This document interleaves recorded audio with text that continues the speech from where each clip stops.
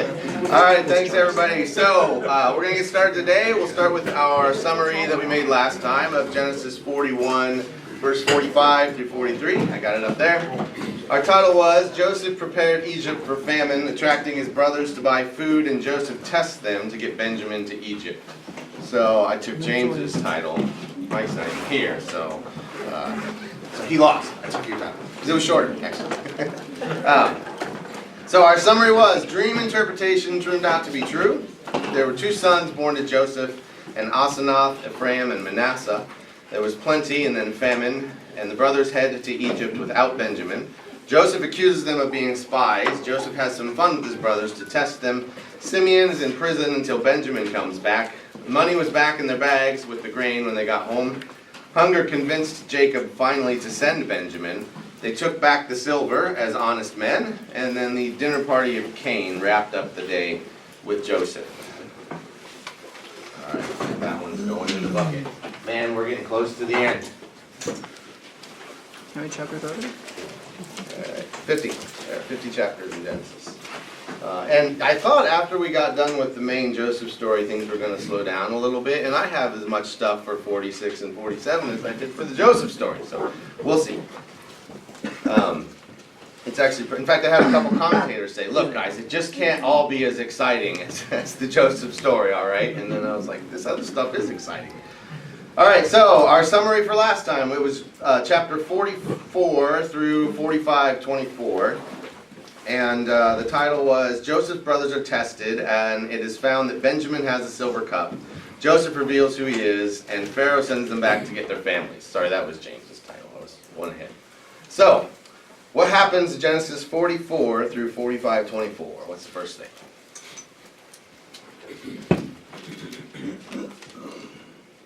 Silver cup was put in Benjamin's sack because Cup. Joseph instructed him to. Yeah, let's say the steward did that. And I like calling him Jimmy. I'm always going to call him Jimmy from here on out.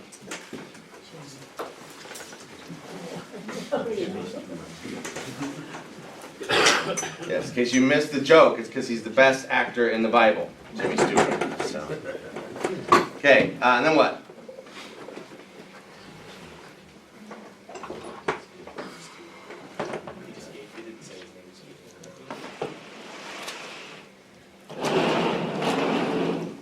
What's next after we get the cup in Benjamin's sack? The steward goes after him. Yeah, the brothers leave, Yeah. steward catch up with them. Brothers leave, steward catches up. And then what? Brothers deny having anything.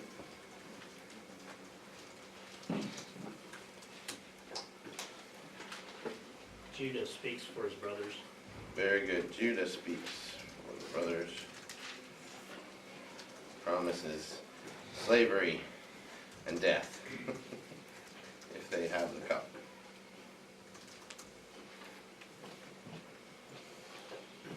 I wonder if any of the brothers were like, Judah, wait, Judah, don't. You don't have to say that. What's next? They find it in Benjamin's sack, right? Yep. And then we go back to Egypt with heads hung low. Then what? Joseph confronts them. All right, Joseph confronts them in one of the most tense scenes in all stories anywhere in the world. Then what? Judah has his big moment, right? Judah's big self-sacrificial plea. That's what happens next.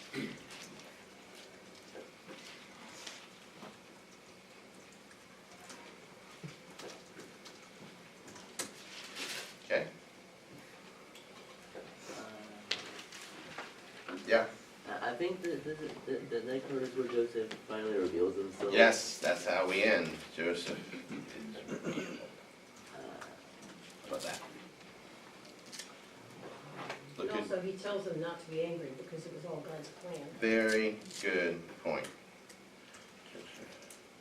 Actually, that comes after it being revealed. I should say Joseph says that.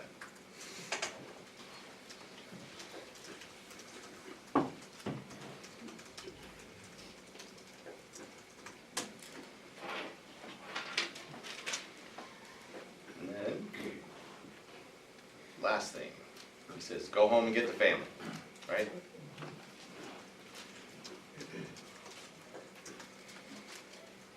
Okay, good with that? Okay, that one's in the can.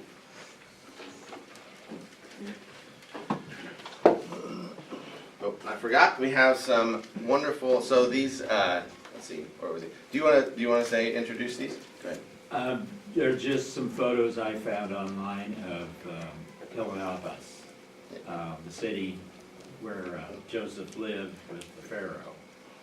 They're actually really cool. So he's got an artist's rendering of what it probably looked like here, and a picture of what it looks like in real life, and some of the stuff here. So I'll pass that around. There's notes on the back too. Yep. So that was Heliopolis. I can't say it every time. Yeah. The city of On, right? That Asenath's dad was the priest over there in Egypt. Okay. Okay, so last week, you can be opening your Bibles. We're going to start back up at 45:25. Last week, I unfortunately left you guys hanging with free will and determinism. I mentioned it in Slack. There is a punchline, and the punchline is, you don't have to fret, it doesn't matter, right? It doesn't matter whether you think it's determined or we have free will. What matters is God's going to be on the throne on Judgment Day. We do know that, whether that's been determined or whether that's a result of choices, and He's going to make the call. And so you don't have to worry about being the judge and making the right call. He's going to do it. And we do know from Revelation that we will all be completely amazed at how incredibly just God is. We'll sing His praises at how amazing just He is. So He will take care of that. And furthermore, you really don't have to care about it, because if everything is determined, it was determined you were going to think that anyways. It's like, you couldn't do anything about it.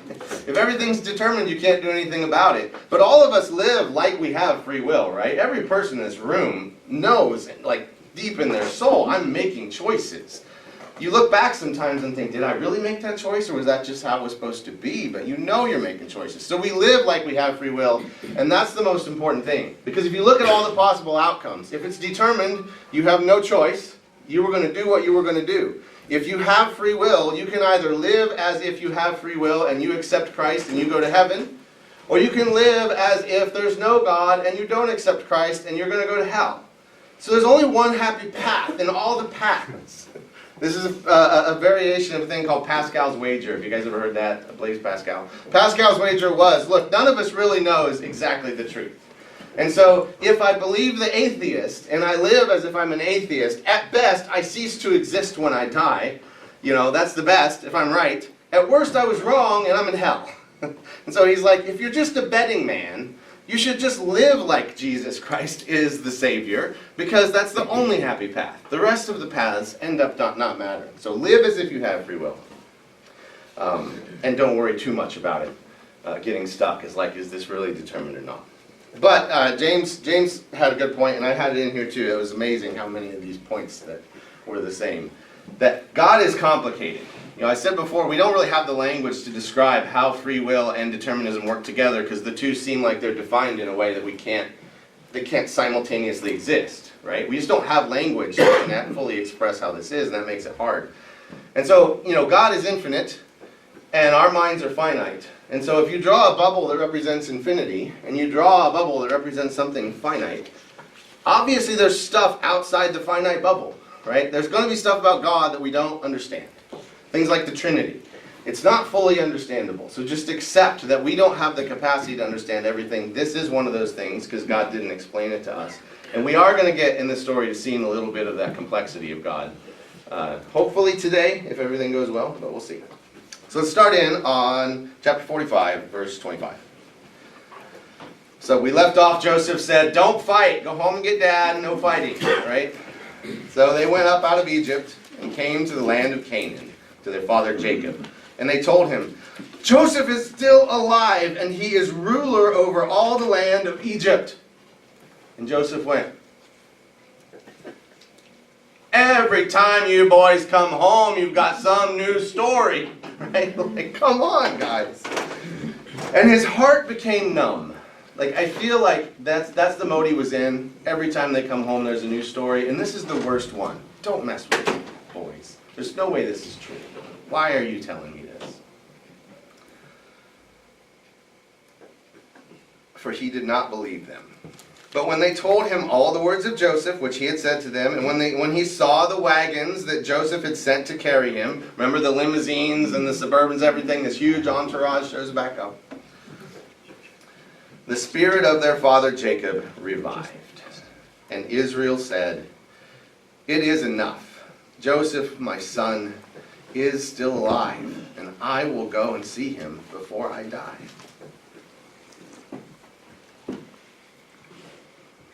That is his heart became numb. That is a very powerful description of this situation. I don't know if you've ever been in that situation, but if you need poetry to describe that, there's your word.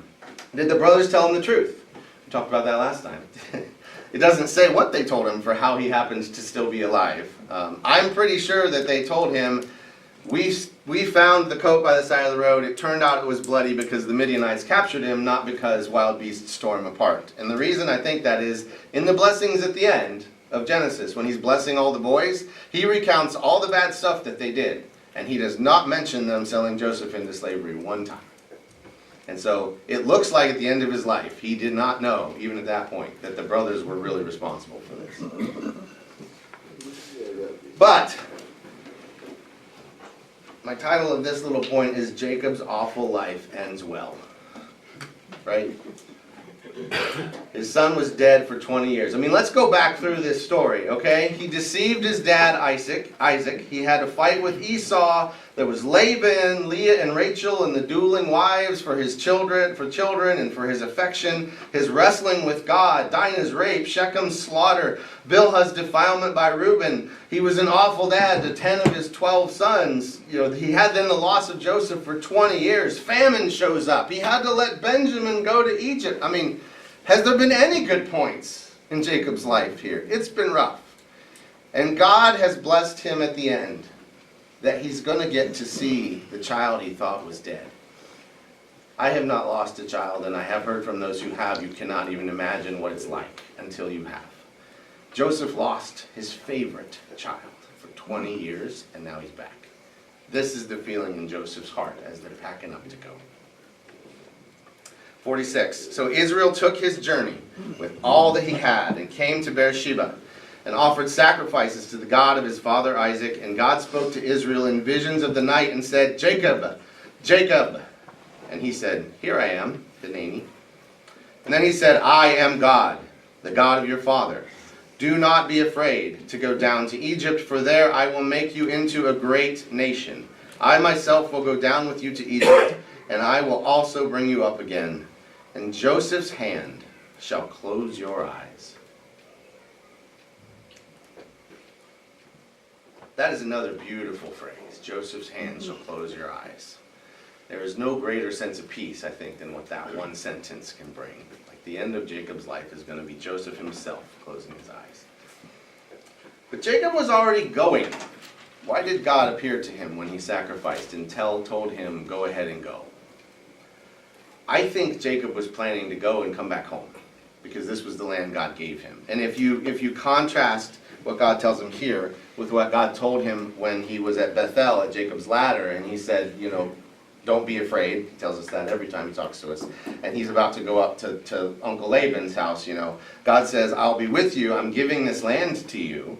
It's reasonable that Jacob at this point would be thinking, God gave this land to us, right? And so I'm going to go to Egypt, visit Joseph, and then we're all going to come back. And this is God informing him, "Don't be afraid. This is my plan. You're not coming back. Joseph's going to close your eyes, and the whole family needs to go."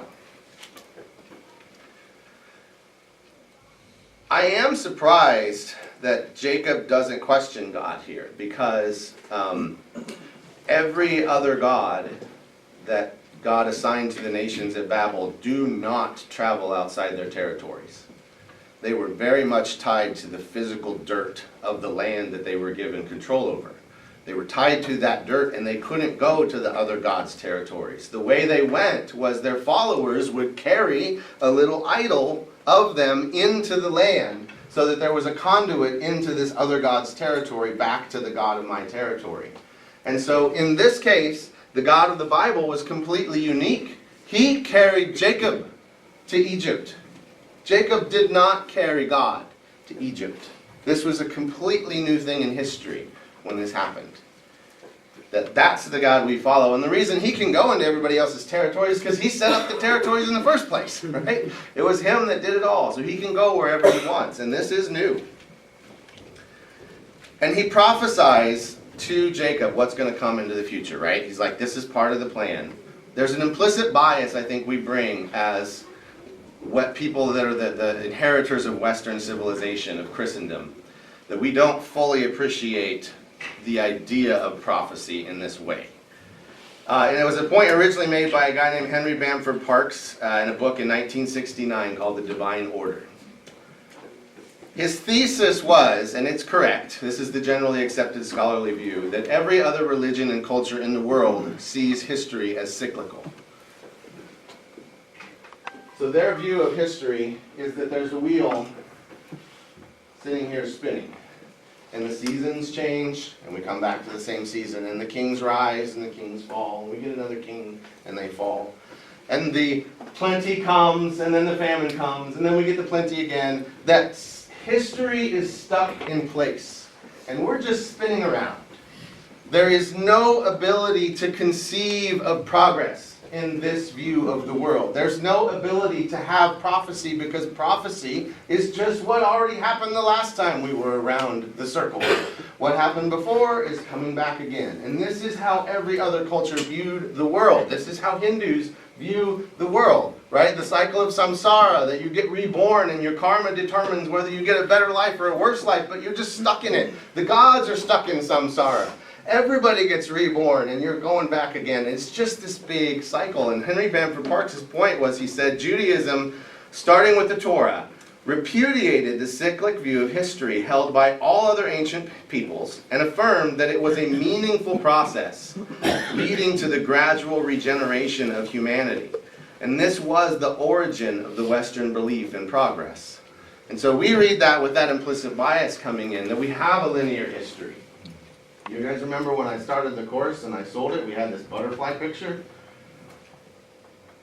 And I said that all the roads, the whole storyline, all of history centered on Jesus' crucifixion and split history in half.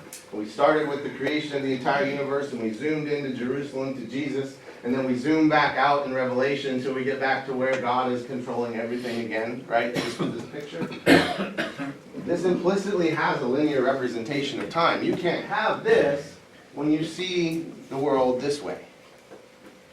And so the fact that prophecy can exist at all means you had the ancient peoples had to shift their thinking around to something completely new. And it's not like I would tell them that you could come and tell them progress is a good thing, and they would be like, no, we don't believe in progress. They would say, what's progress? I don't know what progress even is. I can't define it in that worldview.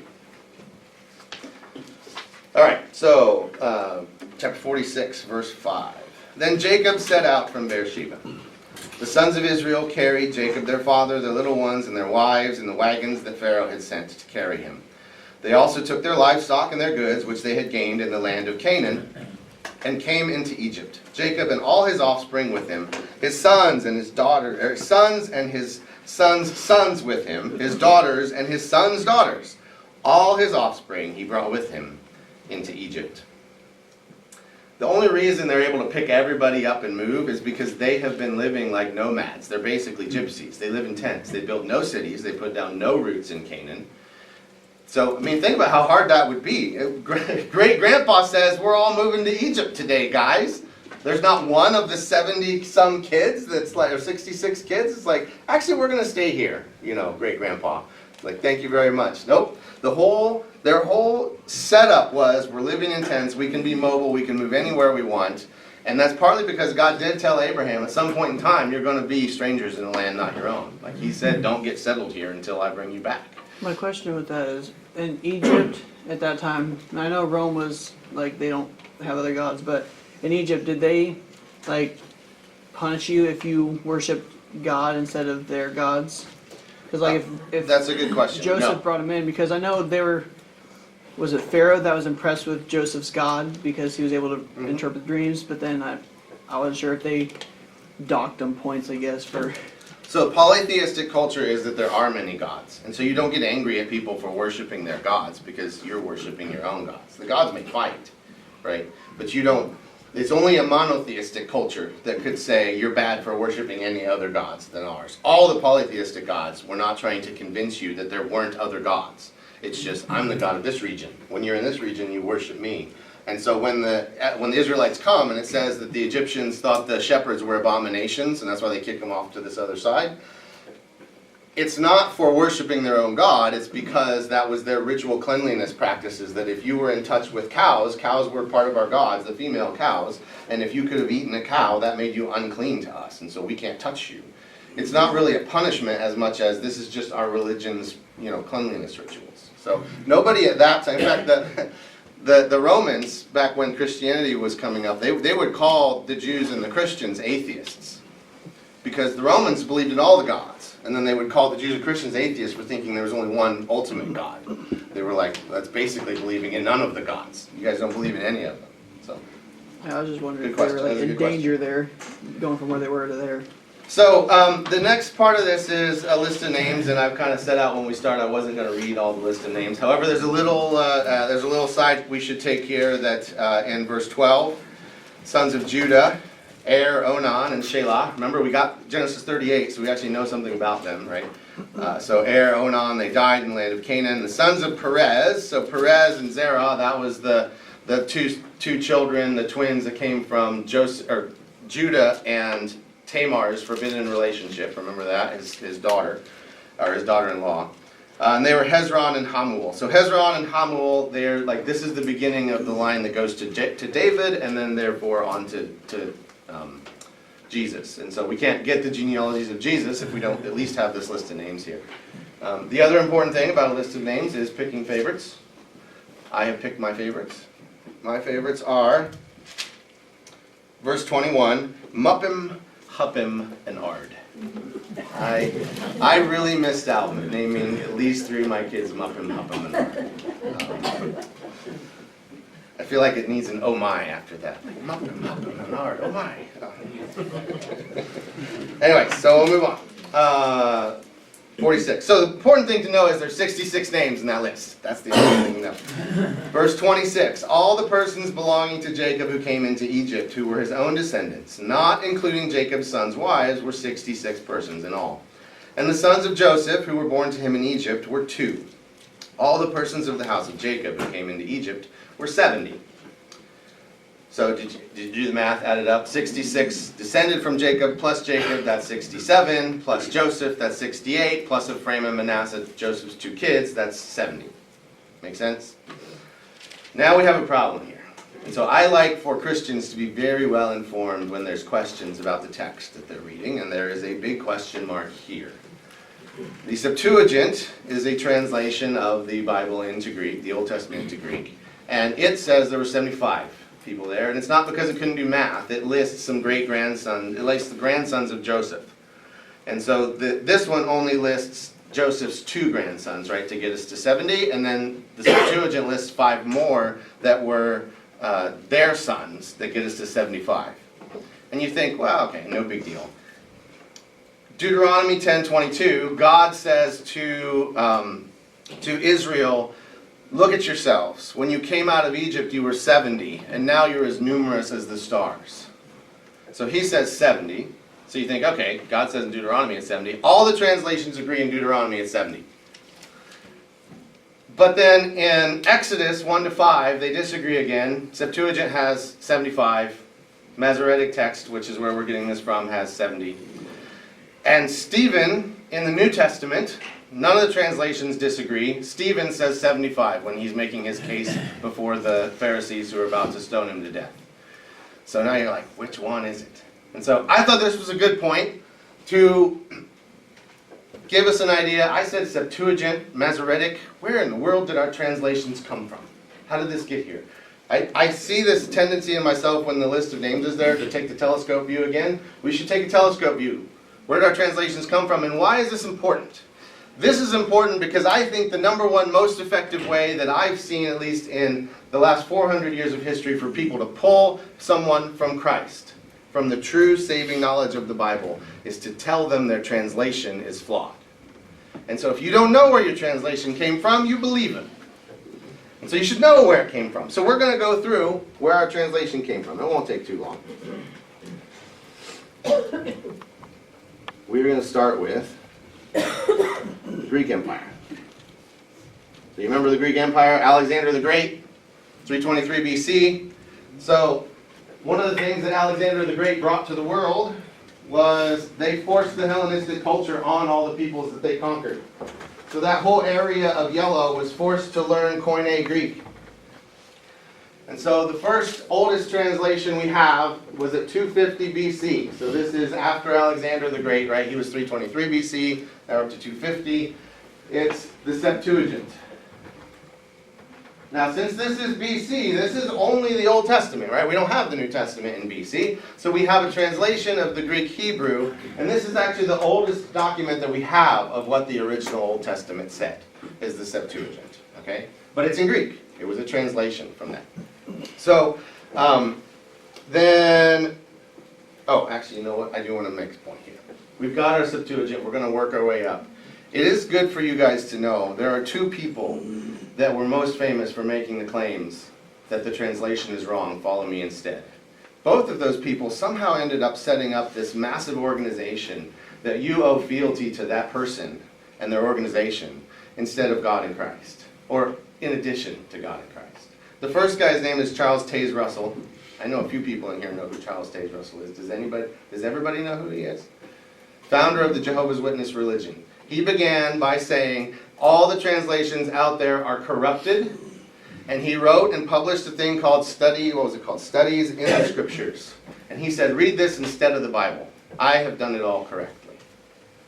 And that's the origin of the Jehovah's Witnesses, and that's why, after all these years, there are generations of Jehovah's Witnesses that live in what I call a quiet sadness. They are trapped in this fear of the organization disfellowshipping them, because they're told you will not survive Revelation if the organization doesn't claim you. When the tribulation comes, you are in trouble if we won't claim you. And so you never question us. You don't study the Bible without us looking over your shoulder. You don't read any other translations but the New World Translation that we made. That's it. And so it is a sad life, and they're missing out on the freedom and joy that we have in Jesus Christ. Joseph Smith, founder of Mormonism, claimed that he asked God which of the denominations are true, God, and the angel Moroni appeared to him. I fully believe he had a spiritual experience, and a spiritual being appeared to him and said, I'm the angel Moroni. All of the denominations are false. And they're false because all of their translations are incorrect. So you believe in the Bible as long as it's translated correctly. And so he gathers a following, gets a whole bunch of people behind him. He becomes the prophet. One day he actually writes the correct translation. All of his followers are like, please just write the correct translation. So he writes the Joseph Smith translation that the Mormon Church doesn't use today. Because in the Joseph Smith translation at the end of Genesis chapter 50, ours finishes with the death of Joseph. Right? Joseph dies. Joseph Smith wrote in 13 more verses that said one day another Joseph would arise, son of Joseph, who would restore the true church. And so in his translation, he created new verses and literally wrote himself into the Bible. And so a lot of people are kept from the saving grace of Jesus Christ because they don't know where the translations came from, so they don't trust them. I mean, think about what they're really asking you to believe. Every single human being who tried to translate the Bible before me was evil and was trying to pull one over on you. I mean, come on. Anyways, so that's why we're going to go over this. Those two guys are the main reason. So, 250 BC, about the same time, to 70 AD, we have a collection of documents called the Dead Sea Scrolls. I may have to switch to red.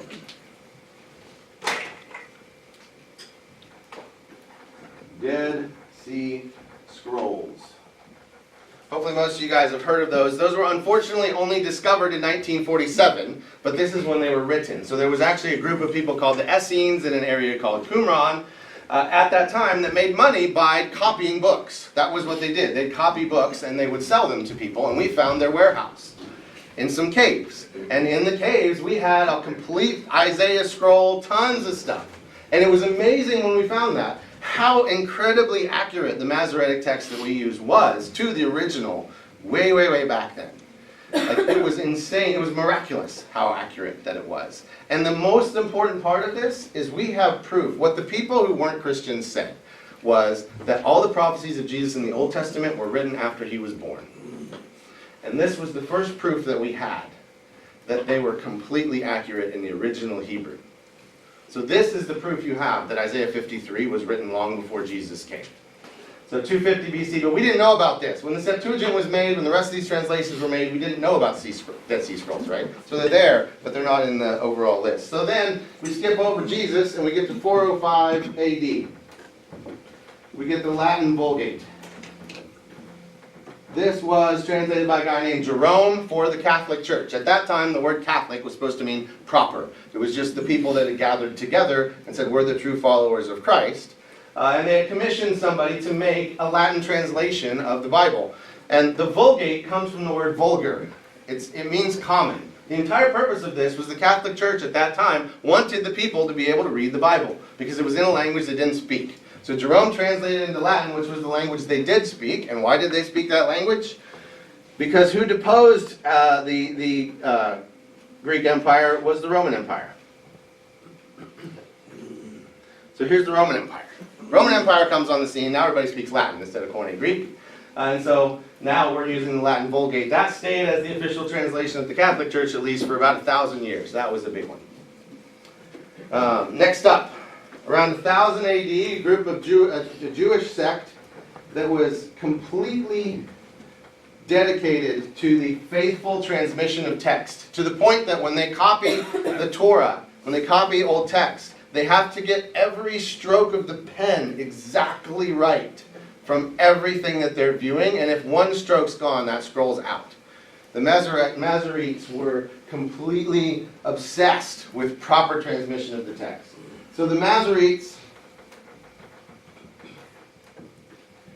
assembled the Hebrew Bible. They were Jews, so they didn't assemble the Old Testament or the New Testament that was in Greek. They assembled the Hebrew Bible and began transmitting it. And this was the text that was incredibly verified when the Dead Sea Scrolls show up. Like this text, it turns out these guys were really good at their job. Like they did a fantastic job of pulling that together. That's the Masoretic text, and ESV uses the Masoretic text for its translation, and that's why the 70 comes from here. The Masoretic text says 70 doesn't have the extra 5 of Joseph. Next up, 1054 AD. This is the Great Schism. Most important point in church history after Jesus. Rome started out oppressing the Christians, right? All the emperors, Nero, Diocletian, all of them, they didn't like them, really bad, murdered a lot of people. And eventually Constantine becomes emperor, and he converts to Christianity and says that Christianity will be the official religion of Rome across the entire empire. Constantine also moves his capital from Rome to Turkey, in Istanbul, what we call Istanbul, and he renamed it Constantinople. That's why it's called Constantinople, because it was the Emperor Constantine. And so now Rome was split between two sources of power, and the head of the Catholic Church here fought with the head of it was all Roman then, but the head of the church here. And they had this big battle that Rome said, we are the true church. And so the Pope, the guy in charge, he has authority over you. This guy said, no, we're first among equals. We have just as much authority. You're first among equals. We have just as much authority as you, but you were created first. So we recognize you were created first, but we're all brothers here. Rome would not accept that, and so the entire church split down the middle between Rome and Constantine. And that split created Eastern Orthodoxy. So basically everybody in the world who lives east of here, their church was created at that time, when the Great Schism happened in 1054 AD. They split off. So they switched. They didn't want to use the Latin Vulgate anymore, and so they switched to using the Septuagint. So all of the guys over here used the Septuagint for their translation, and everybody over here kept using the Latin Vulgate. 1382. A lot of people, especially in England, were recognizing that this original goal of the Catholic Church for the common man to read the Bible with the Latin Vulgate was no longer true because people didn't speak Latin anymore. The Catholic Church had fully capitalized on that because they had convinced people, you need us to be saved and you got to pay us for your sins, and that's how we fund the church. Martin Luther rebels against that eventually. They don't quite believe that today, but it's still there, the treasure of merit. So this guy named John Wycliffe, he makes the first English translation of the Bible, but it's handwritten, right? It's just his. And the church tried to take him down for it, but he had enough political power that he survived and didn't fully, and they didn't kill him or anything like that. But it was generally bad, but this was sort of the first English translation for people. So the church had fallen from, everybody should read it, to Charles Taze Russell style, don't read it without me. Or you might come to the conclusion you don't have to pay us for your sins. So then, 1440 AD, this is a very important point, we get a printing press. And then everybody learned the story. What was the first thing printed on the printing press? Yeah? The Bible? The Bible, the Gutenberg Bible. The Gutenberg Bible was the Latin Vulgate. So the Latin Vulgate was the first thing printed on the printing press. Now, we have the ability to not just make an English translation and have it exist, but create an English translation and get it out to everybody so they can read it. Without that, we were stuck back with the Wycliffe days. And so then in 1516, I'm going to move over here so I'm not bending over. 1516, you have a guy named Erasmus. Most of this is dealing with Old Testament stuff, right? Erasmus creates the first full Greek, I won't write it out, I'll just tell you. It creates the first full Greek original collection of the New Testament. Published all the books together, all the original Greek, there, 1516. And if you know your history, it's a very important date that comes in 1517.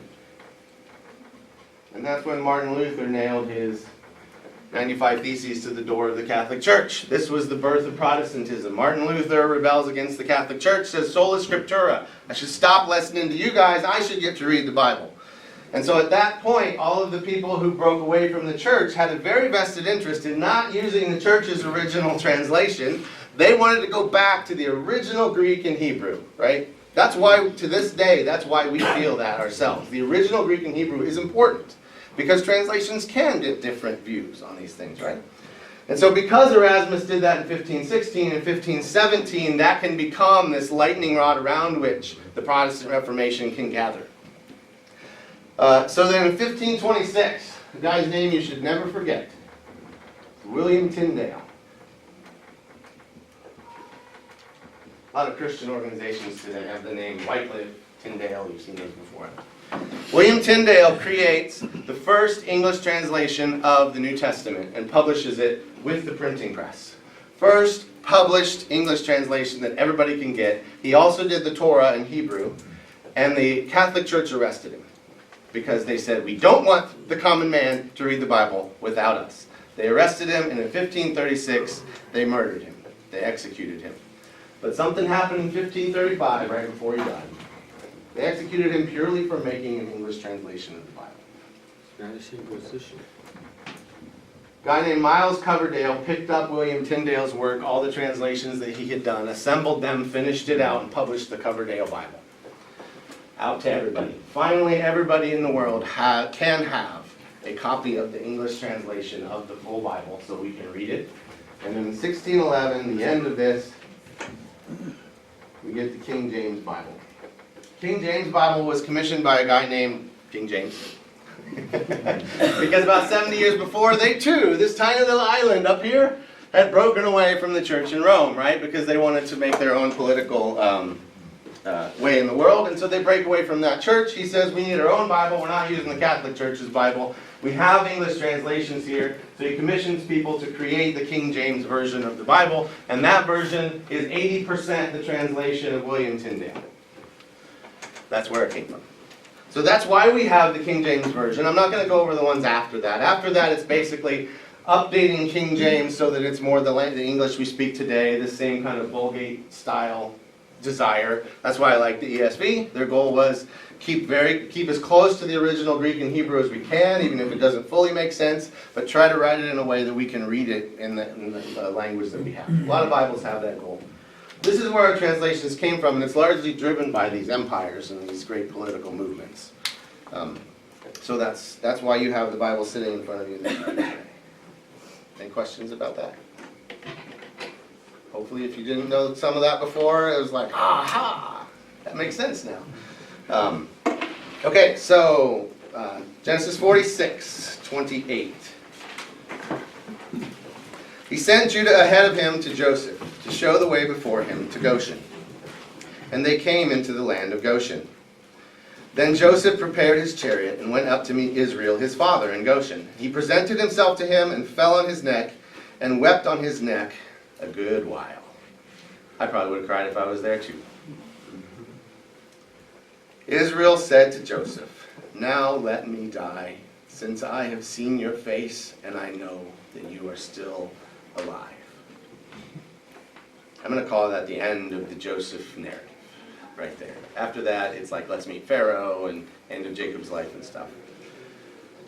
So this is a really good point to go through, I think, ways that Joseph is a type of Christ. But fortunately for you, I think it's fortunate. There's a way, there's a concept I want you guys to understand as we go through it that will really help that mean a lot more to you. And so, unfortunately, it's a mathematical concept. So we're going to go over a little math today. All right? What we're going to see is how history is a fractal. Does anybody know what a fractal is? I just want to know. Kind of? Okay. Well, okay, good. I was hoping not everybody raised their hand. I learned what a fractal was in college. And I'm going to say everywhere you see fractals in nature, you see the finger of God. And we are not only going to see it in nature, we're going to see it in history. And we're going to see it in the biblical story. So here's a fractal. I learned it in graduate school when we were doing graphics visualization class. And I had to build a thing that could render trees. And if you're going to build a whole forest, you don't want to draw every single tree. You want a math formula for it. Turns out the math formula for trees is really easy. All we do is we say, I'm going to grow the tree at each generation. I'm going to get a new straight part that's shorter than the first one. And I'm going to make one branch at an angle that varies a little bit.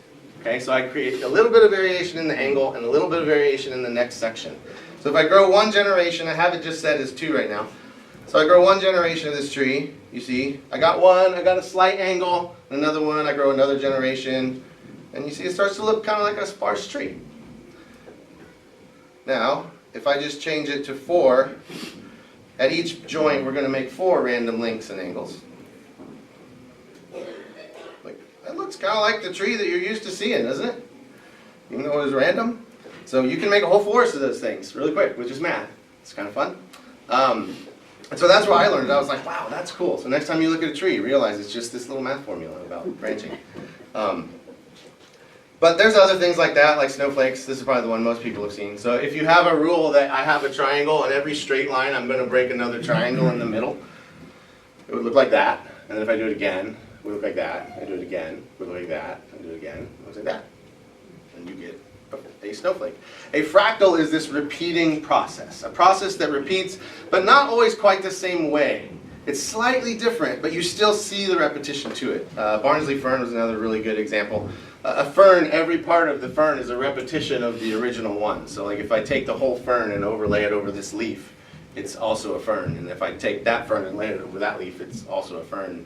If I take it and overlay that leaf, it's also a fern. The dots are there because my computer couldn't compute all of that as we went. You see how it is? You can literally zoom to infinity in a fractal, and you will see the same patterns over and over again. So now we're going to go over what is the coolest fractal in the world, the Mandelbrot set. You've never seen this before. And it is just fundamentally this one little math formula. And it is not a hard math formula. We are going to make a set of numbers such that the next number is equal to the previous number squared plus whatever number we started with. So let's pick 1. Okay? If my starting number is 1, then I'm going to say my next number is 1 squared, well, 0 squared was previous, plus 1. And so that's equal to 1. And then this comes down for the next iteration. I get 1 squared plus 1. That's equal to 2, right? And then I get 2 squared plus 1. That's 4 plus 1, that's 5.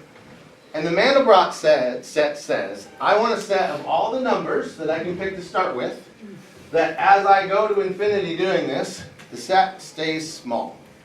The number stays small. This one's not going to stay small. You see, it's going to go off to infinity really fast. So if I just chart that down here, like here is 1. So I just had it stop calculating at 2. If it escapes 2, it stops. But you can see it was like headed way up. This is just calculating the actual numbers after that. If I pick -1 though, you see it just cycles. You evaluate the formula with the -1 because we're subtracting the 1 each time. It ends up just going back and forth. But it's actually really hard to predict what numbers go really big and what numbers don't go really big. Like if we try 0.5 or 0.25, it turns out 0.25 doesn't go really big. It just kind of approaches something but never actually blows up. So you think, well, that's weird. Why would anybody even think of that or want to do that? And until we had computers, there were people that did this in the esoteric math literature that no one would ever learn about, but once we had computers, we could actually look at these things. And most people that looked at them claimed they saw the hand of God. So if we're going to look at them, though, we have one-dimensional numbers here, right? 1, 2, 3. So if I was just going to plot them, it would look like this. That's not terribly interesting. We need 2 dimensions. And what you guys are all used to in 2 dimensions is you put another axis here, and you can now draw stuff around the axis. So like I can make points that look like this. Now it looks like I'm actually making something, right? I can view something. But does anybody remember trigonometry is hard?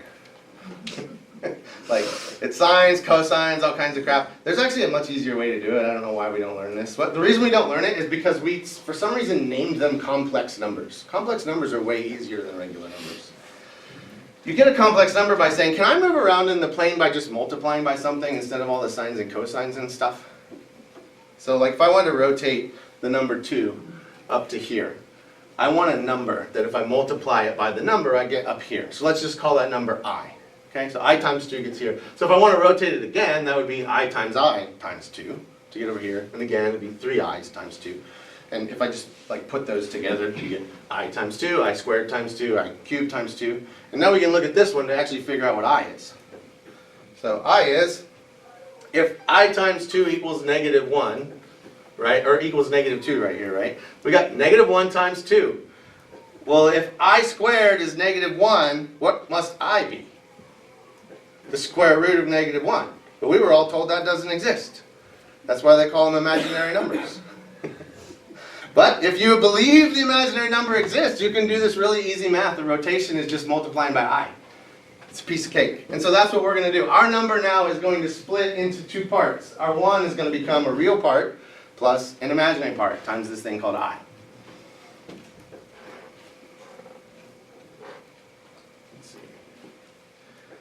So like, if I click up here, then the I part is how far we went up, and the real part is how far we went over, just like xy. But because I is an actual number, it's not this weird xy thing, we can actually just multiply things and move them around. And so what we're going to consider big for our set, a big number, got really far away. So we just calculate the distance from the origin to wherever our point is, and if it gets really far away, it's not in the Mandelbrot set. Make sense? Kind of. I wish they didn't call them complex numbers, but so here we go. We're going to look at this. If we start at -1 on the real axis, so this is -1 plus 0i, really easy. Then we know already that one just bounces back and forth. That was what we looked at before with -1.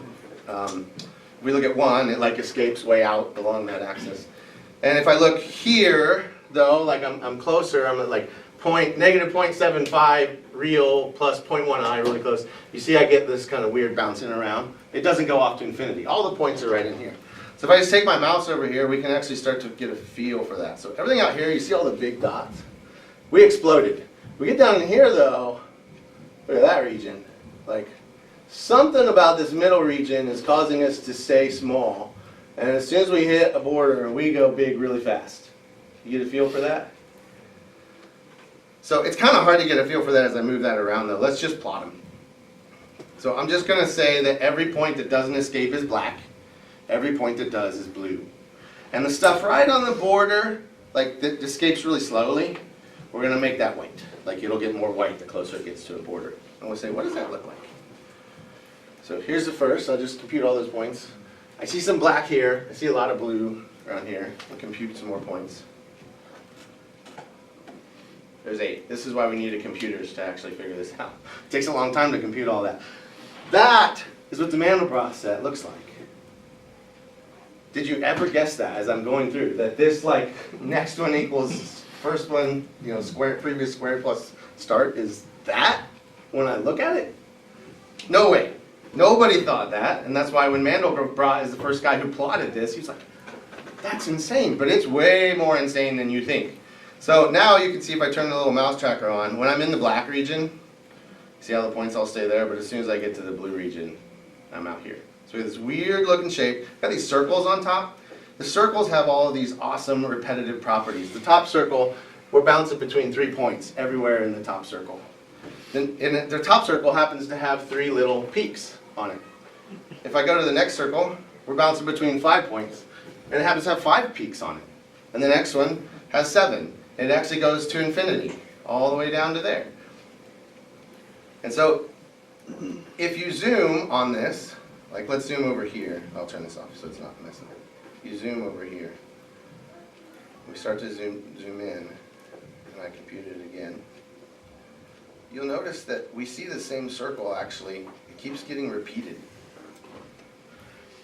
There's another Mandelbrot set right there. The whole thing we just saw is right there again.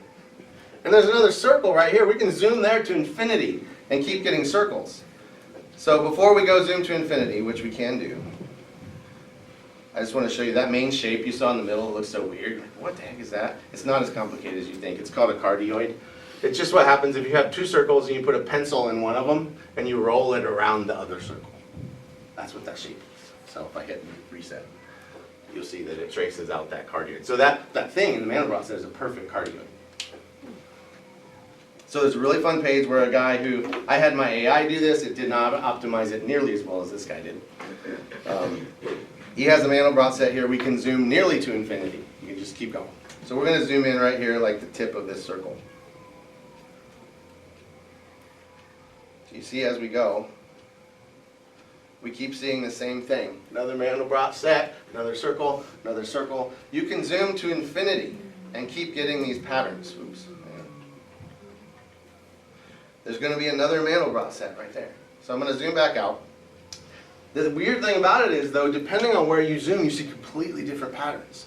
So not only are the patterns repeating, but they're changing somehow. How can you repeat and change at the same time? It's like if you zoom in right here on this little part where it like goes down, you think there's nothing there, but the closer you get, the more you see these like crazy spiral patterns as you go in, all from just this one formula. And as you zoom in on the spirals, like they start to repeat, they look repetitive, but you get new spirals inside of them, and new spirals inside of them.